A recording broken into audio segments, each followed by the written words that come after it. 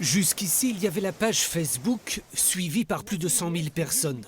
Toute l'actualité météo en Franche-Comté, mais pour le jeune Ilyes, cela ne suffisait C'est pas. pas arrivé depuis des dizaines d'années d'avoir une crue pareille en plein été. Pour être honnête, ça fait depuis Noël que on enchaîne des intempéries en Franche-Comté.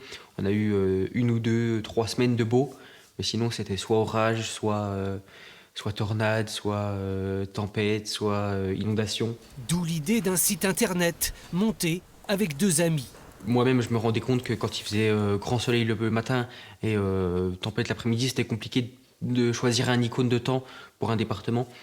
Et donc là, c'est du coup plus détaillé, plus complet.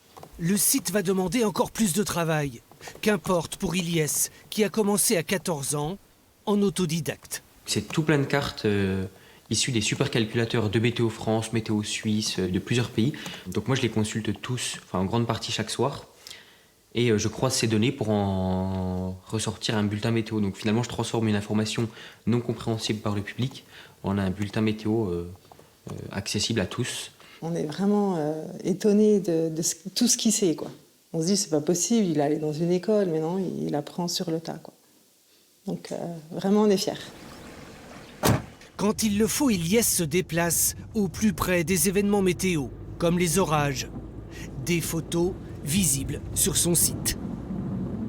Le site, déjà, va quand même beaucoup m'aider à toucher mes premiers revenus. Il y aurait donc des bulletins pour les radios, pour les offices de tourisme, les campings, les stations de ski.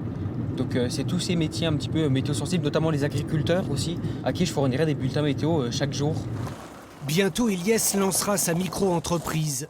Mais il ne semble pas prêt à abandonner celui qu'il appelle son deuxième bureau. Ce belvédère qui a lancé sa passion pour la météo il y a 5 ans désormais.